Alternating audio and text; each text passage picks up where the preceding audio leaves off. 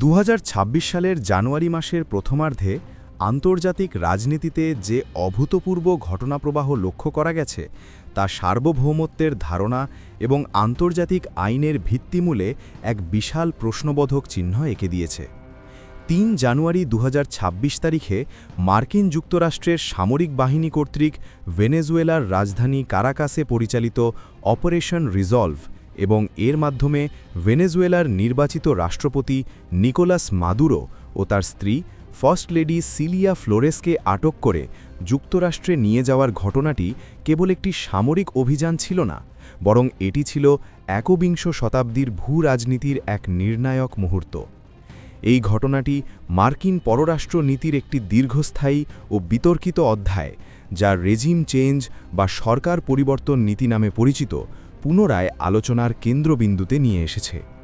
স্নায়ুযুদ্ধের সময়কালে সিআইএ পরিচালিত গোপন কু থেকে শুরু করে একবিংশ শতকের গণতন্ত্র প্রচার বা ডেমোক্রেসি প্রমোশন এবং সর্বশেষ ডোনাল্ড ট্রাম্পের শাসনামলে সরাসরি সামরিক হস্তক্ষেপ ও প্রাকৃতিক সম্পদ দখলের প্রকাশ্য ঘোষণা, এই বিবর্তন কেবল লাতিন আমেরিকার জন্য নয়, বরং বাংলাদেশের মতো উন্নয়নশীল ও কৌশলগতভাবে গুরুত্বপূর্ণ রাষ্ট্রগুলোর জন্য গভীর উদ্বেগের কারণ হয়ে দাঁড়িয়েছে। এই গবেষণা প্রতিবেদনে আমরা ভেনেজুয়েলার সাম্প্রতিক ঘটনাবলী, আন্তর্জাতিক আইনের লঙ্ঘন, ডোনাল্ড ট্রাম্পের তেল দখল নীতি, ভাইস প্রেসিডেন্ট ডেলসি রদ্রিগেজের ভূমিকা এবং মনরো ডক্ট্রিনের পুনরুজ্জীবনকে বিস্তারিতভাবে বিশ্লেষণ করব। একই সাথে এই বৈশ্বিক প্রেক্ষাপট বাংলাদেশের সার্বভৌমত্ব, কূটনীতি এবং অভ্যন্তরীণ রাজনীতির জন্য কী বার্তা বহন করছে তা গভীরভাবে অনুসন্ধান করা হবে। আমাদের এই প্রতিবেদনের প্রতিটি অংশের তথ্যের উৎস এবং বিশ্লেষণকে এমনভাবে উপস্থাপন করেছি যাতে আপনারা এই জটিল ভূ-রাজনৈতিক সমীকরণের প্রতিটি দিক অনুধাবন করতে পারেন। চলুন শুরু করা যাক। যুক্তরাষ্ট্রের রেজিম চেঞ্জ বা সরকার পরিবর্তনের ঐতিহাসিক প্রেক্ষাপট।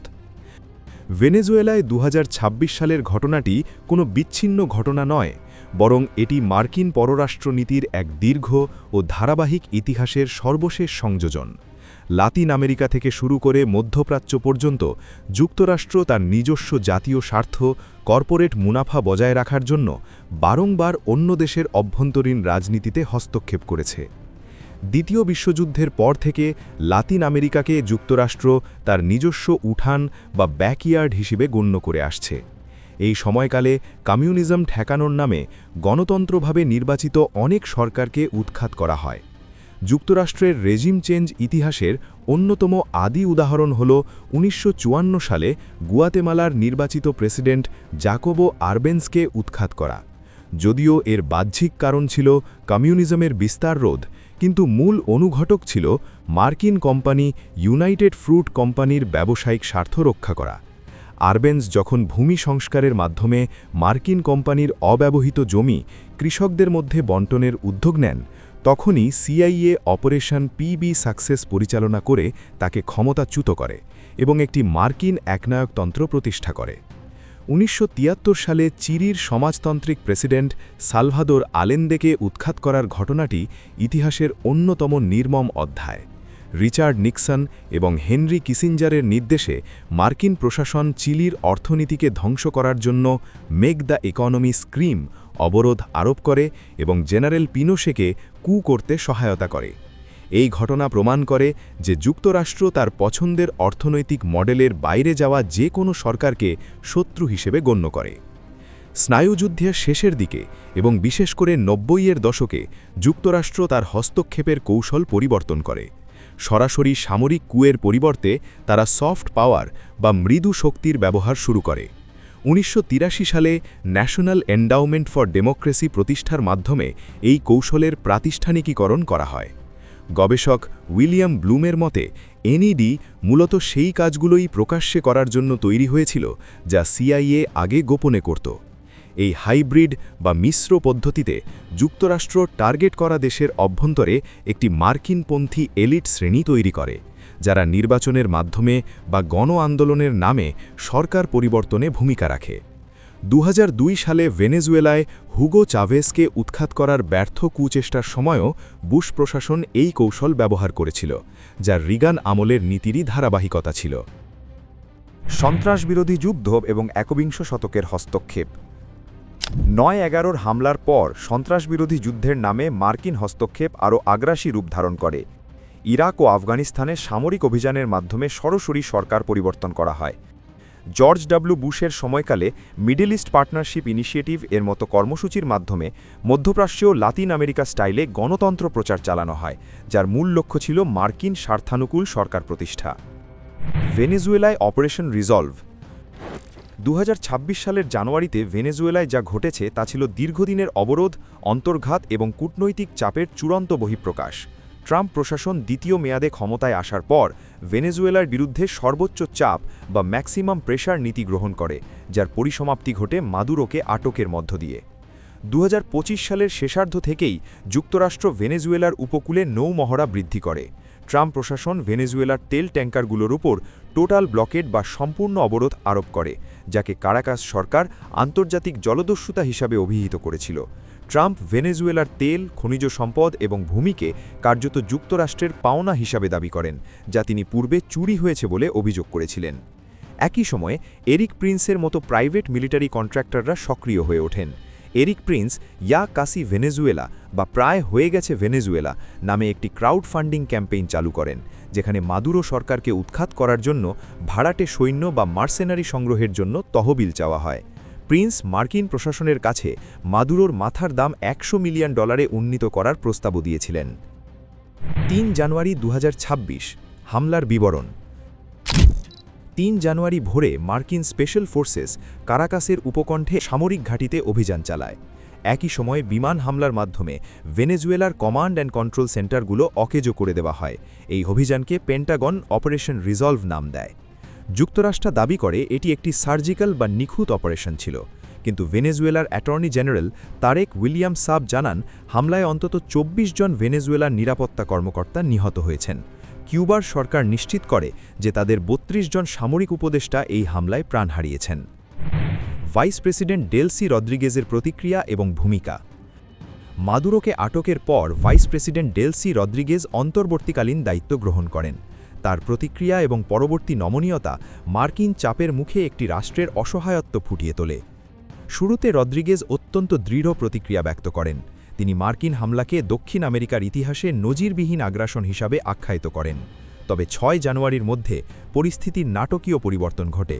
মার্কিন নৌবাহিনীর অবরোধ এবং আরও হামলার হুমকির মুখে রদ্রিগেজ নমনীয় হন এবং মার্কিন তেল কোম্পানিগুলোকে ভেনেজুয়েলায় কাজ করার অনুমতি দিতে সম্মত হন বলে ইঙ্গিত পাওয়া যায়। বিশ্লেষকরা মনে করেন রদ্রিগেজকে ক্ষমতায় রেখে দেওয়াটা যুক্তরাষ্ট্রের একটি কৌশলগত সিদ্ধান্ত, যাতে একটি অনুগত প্রশাসনের মাধ্যমে তেল সম্পদের ওপর নিয়ন্ত্রণ প্রতিষ্ঠা করা যায় এবং দেশটিকে পুরোপুরি অরাজকতার হাত থেকে রক্ষা করা যায়। আন্তর্জাতিক আইন ও সার্বভৌমত্বের লঙ্ঘন। আইনি বিশ্লেষণ। ভেনেজুয়েলায় মার্কিন অভিযান আন্তর্জাতিক আইনের মৌলিক নীতিগুলোর সাথে সরাসরি সাংঘর্ষিক। জাতিসংঘ সনদের 2-4 অনুচ্ছেদ অনুযায়ী কোনো রাষ্ট্রের ভৌগোলিক অখণ্ডতা বা রাজনৈতিক স্বাধীনতার বিরুদ্ধে বল প্রয়োগ নিষিদ্ধ। আন্তর্জাতিক প্রথাগত আইন অনুযায়ী একজন দায়িত্ব পালনরত রাষ্ট্রপ্রধান বা সিটিং হেড অফ স্টেট বিদেশি আদালতের বিচারিক এখতিয়ার থেকে সম্পূর্ণ মুক্ত বা ইমিউনিটি ভোগ করেন। কিন্তু যুক্তরাষ্ট্র মাদুরোর ক্ষেত্রে এই নীতিকে পাশ কাটিয়ে গেছে একটি বিতর্কিত যুক্তির মাধ্যমে। যুক্তরাষ্ট্র 2019 সাল থেকেই মাদুরোকে ভেনেজুয়েলার বৈধ রাষ্ট্রপতি হিসেবে স্বীকৃতি দেয় না। তাদের যুক্তি, যেহেতু তারা মাদুরোকে রাষ্ট্রপতি হিসেবে মান্য করে না, তাই তিনি রাষ্ট্রপ্রধানের ইমিউনিটি বা দায় মুক্তি পাবেন না। এটি একটি অত্যন্ত বিপজ্জনক নজির স্থাপন করেছে, যেখানে একটি শক্তিশালী রাষ্ট্র কেবল কূটনৈতিক স্বীকৃতি প্রত্যাহারের মাধ্যমে অন্য দেশের রাষ্ট্রপ্রধানকে অপরাধী হিসেবে বিচার করতে পারে। মাদুরো এবং সিলিয়া ফ্লোরেসের বিরুদ্ধে নার্কো টেরোরিজম বা মাদক সন্ত্রাসবাদের অভিযোগ আনা হয়েছে। মার্কিন বিচার বিভাগ তাদের কার্টেল অফ দ্য সানসের নেতা হিসেবে অভিযুক্ত করেছে। এই কৌশলের মাধ্যমে একটি সার্বভৌম সরকারকে অপরাধ সংগঠনে রূপান্তর করা হয়েছে, যাতে তাদের বিরুদ্ধে মারণ অভিযানকে আইন শৃঙ্খলা রক্ষাকারী অভিযান হিসেবে জায়েজ করা যায়। ম্যাল ক্যাপটাস বেনে ডিটেন্টাস নীতি। মাদুরোকে জোরপূর্বক অপহরণ করে যুক্তরাষ্ট্রে নিয়ে আসার আইনি বৈধতা নিয়ে প্রশ্ন উঠলে মার্কিন আদালত সম্ভবত ম্যালক্যাপটাস বেনে ডিটেন্টাস নীতির আশ্রয় নেবে। 1886 সালের কের ভার্সেস ইলিনয় মামলার রায়ের উপর ভিত্তি করে এই নীতিটি প্রতিষ্ঠিত, যার অর্থ হল আসামিকে কিভাবে আদালতে আনা হয়েছে, এমনকি অপহরণের মাধ্যমেও হলেও তা আদালতের বিচার করার এখতিয়ারকে খর্ব করে না। অর্থাৎ আন্তর্জাতিক আইন লঙ্ঘন করে মাদুরোকে ধরে আনা হলেও মার্কিন অভ্যন্তরীণ আইনে তার বিচার চলতে বাধা নেই। এটি আন্তর্জাতিক ন্যায় বিচারের ধারণার সাথে সম্পূর্ণ সাংঘর্ষিক। প্রাকৃতিক সম্পদ দখল, ট্রাম্পের টেক দ্য অয়েল নীতি। ভেনেজুয়েলায় মার্কিন হস্তক্ষেপের অন্যতম প্রধান চালিকা শক্তি যে তেল, তা ডোনাল্ড ট্রাম্পের বক্তব্যে কোনো রাগঢাক ছাড়াই প্রকাশ পেয়েছে। তিনি ইরাক যুদ্ধের সময় থেকেই বলে আসছেন যে যুদ্ধের ক্ষতিপূরণ হিসেবে যুক্তরাষ্ট্রের উচিত বিজিত দেশের তেল দখল করে নেওয়া বা কিপ দ্য অয়েল। মাদুরোকে আটক করার পরপরই ট্রাম্প ঘোষণা করেন যে ভেনেজুয়েলা থেকে 30 থেকে 50 মিলিয়ন ব্যারেল তেল যুক্তরাষ্ট্রে নিয়ে আসা হবে। তিনি বলেন, আমরা ইরাকে ভুল করেছি, আমরা তেল রাখিনি, কিন্তু এবার আমরা তেল রাখব। তিনি আরও বলেন, এই তেল বিক্রির অর্থে যুক্তরাষ্ট্র নিজেকে রিএম্বার্স বা ক্ষতিপূরণ দেবে এবং ভেনেজুয়েলার অবকাঠামো ঠিক করবে। একে তিনি লুণ্ঠন নয়, বরং পাওনা আদায় হিসেবে চিত্রিত করার চেষ্টা করেছেন। ট্রাম্প প্রশাসন এক্সন মোবিল, শেভরন এবং কনকো ফিলিপসের মতো মার্কিন তেল জায়ান্টদের ভেনেজুয়েলায় নিবেশের আহ্বান জানিয়েছে। বর্তমানে ভেনেজুয়েলায় কার্যক্রম চালানো একমাত্র মার্কিন কোম্পানি হল শেভরন।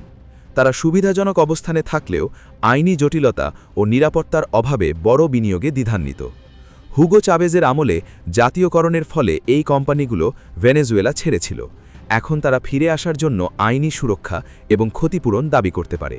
তবে বিশ্লেষকরা বলছেন, একটি দখলকৃত দেশে দীর্ঘমেয়াদী বিনিয়োগ করা অত্যন্ত ঝুঁকিপূর্ণ, কারণ ভবিষ্যৎ সরকার পরিবর্তন হলে এই চুক্তিগুলো বাতিল হতে পারে। 2025 সালের মার্কিন জাতীয় নিরাপত্তা কৌশলে স্পষ্টভাবে বলা হয়েছে যে পশ্চিম গোলার্ধে আমেরিকান আধিপত্য পুনঃপ্রতিষ্ঠা করা হবে। চীন ও রাশিয়ার প্রভাব রোধ। নতুন নীতির মূল লক্ষ্য হল ল্যাটিন আমেরিকায় চীন, রাশিয়া এবং ইরানের প্রভাব সম্পূর্ণ নির্মূল করা। ট্রাম্প প্রশাসন মনে করে এই অঞ্চলে অন্য কোনো পরাশক্তির উপস্থিতি যুক্তরাষ্ট্রের সুরক্ষার জন্য হুমকি, তাই প্রয়োজনে মারণ শক্তি প্রয়োগ করে হলেও এই অঞ্চলকে মুক্ত রাখা হবে। ট্রাম্প কোরোলারি অনুযায়ী ল্যাটিন আমেরিকার দেশগুলির সার্বভৌমত্ব শর্ত সাপেক্ষ।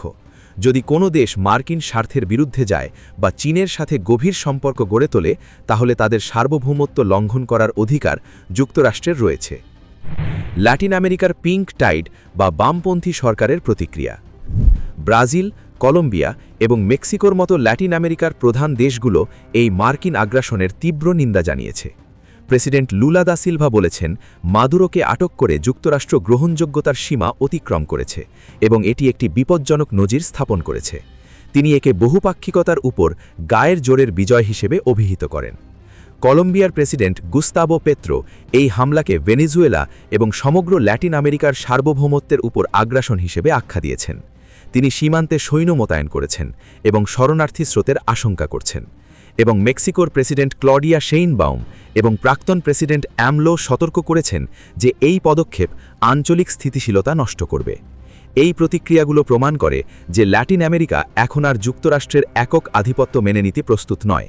তবে মার্কিন সামরিক শক্তির সামনে তাদের কূটনৈতিক প্রতিবাদ কতটা কার্যকর হবে তা নিয়ে সংশয় রয়েছে। বাংলাদেশের জন্য শিক্ষণীয় বিষয়। ভূরাজনীতির সতর্কবার্তা। ভেনেজুয়েলার ঘটনাটি বাংলাদেশ থেকে হাজার মাইল দূরে ঘটলেও এর ভূরাজনৈতিক তাৎপর্য বাংলাদেশের জন্য অত্যন্ত প্রাসঙ্গিক। বিশেষ করে যখন যুক্তরাষ্ট্র বাংলাদেশের গণতন্ত্র, মানবাধিকার এবং নির্বাচন নিয়ে সক্রিয় অবস্থান গ্রহণ করছে, তখন কারাকাসের পতন ঢাকার জন্য বেশ কিছু কঠোর বার্তা বা ওয়েক আপ কল নিয়ে এসেছে। গণতন্ত্র প্রচার এবং ভিসা নীতির সমান্তরাল। ভেনেজুয়েলায় রিজিম চেঞ্জের প্রাথমিক ধাপগুলো বাংলাদেশের বর্তমান পরিস্থিতির সাথে আশ্চর্যজনকভাবে মিলে যায়। ভেনেজুয়েলায় হস্তক্ষেপের শুরু হয়েছিল নির্দিষ্ট সরকারি কর্মচারীদের উপর ভিসা নিষেধাজ্ঞা এবং অর্থনৈতিক অবরোধের মাধ্যমে। বাংলাদেশেও আমরা যুক্তরাষ্ট্রের ভিসা নীতি এবং র্যাবের উপর নিষেধাজ্ঞার প্রয়োগ দেখেছি। ভেনেজুয়েলার অভিজ্ঞতা বলে এগুলো কেবল সতর্কবার্তা নয়, বরং সরকার পরিবর্তনের দীর্ঘমেয়াদী পরিকল্পনার প্রথম ধাপ হতে পারে। যখন কোনো রাষ্ট্রকে গণতন্ত্র বিরোধী বা মানবাধিকার লঙ্ঘনকারী হিসেবে ট্যাগ করা হয় তখন আন্তর্জাতিক অঙ্গনে সেই সরকারের বৈধতা প্রশ্নবিদ্ধ করা সহজ হয়ে যায়। মানবাধিকার রিপোর্ট। মার্কিন পররাষ্ট্র দপ্তরের বার্ষিক মানবাধিকার রিপোর্টগুলোতে বাংলাদেশের বিচার বহির্ভূত হত্যাকাণ্ড, গুম এবং সংবাদপত্রের স্বাধীনতা নিয়ে যে ধরনের ভাষা ব্যবহার করা হয় তা ভেনেজুয়েলার ক্ষেত্রেও ব্যবহৃত হতো। এই রিপোর্টগুলো পরবর্তীতে কঠোর পদক্ষেপের নৈতিক ভিত্তি বা মরাল জাস্টিফিকেশন হিসেবে কাজ করে। সেন্ট মার্টিন দ্বীপ এবং কৌশলগত সম্পদের রাজনীতি। ভেনেজুয়েলার তেল সম্পদের ওপর ট্রাম্পের লোলুপ দৃষ্টি এবং তা দখলের ঘোষণা বাংলাদেশের জন্য সেন্ট মার্টিন দ্বীপ সংক্রান্ত গুঞ্জনের গুরুত্ব বাড়িয়ে দেয়। যদিও মার্কিন সরকার আনুষ্ঠানিকভাবে সেন্ট মার্টিনে ঘাঁটি করার আগ্রহের কথা অস্বীকার করে এসেছে, কিন্তু ভেনেজুয়েলায় ট্রাম্পের টেক দি অয়েল নীতি প্রমাণ করে যে মার্কিন পররাষ্ট্র নীতিতে কৌশলগত সম্পদ বা স্থান দখলের বিষয়টি নৈতিকতার ধার ধারে না। ইন্দো প্যাসিফিক কৌশলে বাংলাদেশের ভৌগোলিক অবস্থান অত্যন্ত গুরুত্বপূর্ণ। যদি যুক্তরাষ্ট্র মনে করে যে বাংলাদেশ চীনের দিকে বেশি ঝুঁকছে, তবে ভেনেজুয়েলার মতো সার্বভৌমত্ব লঙ্ঘন করে কৌশলগত সুবিধা আদায়ের ঝুঁকি উড়িয়ে দেওয়া যায় না। ভারসাম্যমূলক কূটনীতির চ্যালেঞ্জ। বাংলাদেশ ঐতিহ্যগতভাবে সবার সাথে বন্ধুত্ব, কারো সাথে বৈরিতা নয় নীতি মেনে চলে, কিন্তু ট্রাম্পের মনরো ডক্ট্রিন বা আমেরিকা ফার্স্ট নীতিতে নিরপেক্ষতার স্থান খুব কম। ভেনেজুয়েলার ঘটনা দেখায় যে যুক্তরাষ্ট্র তার ব্যাকইয়ার্ডে চীন বা রাশিয়ার উপস্থিতি সহ্য করে না। বাংলাদেশ যদি চীনের সাথে অর্থনৈতিক এবং সামরিক সম্পর্ক গভীর করে, যেমন সাবমেরিন ঘাঁটি বা মেগা প্রজেক্ট, তবে তা ওয়াশিংটনের রেড লাইন ক্রস করতে পারে। ভেনেজুয়েলার মতো পরিস্থিতির শিকার না হতে চাইলে বাংলাদেশকে অত্যন্ত সতর্কতার সাথে পরাশক্তিগুলোর মধ্যে ভারসাম্য বজায় রাখতে হবে। এনজিও এবং সিভিল সোসাইটির ভূমিকা।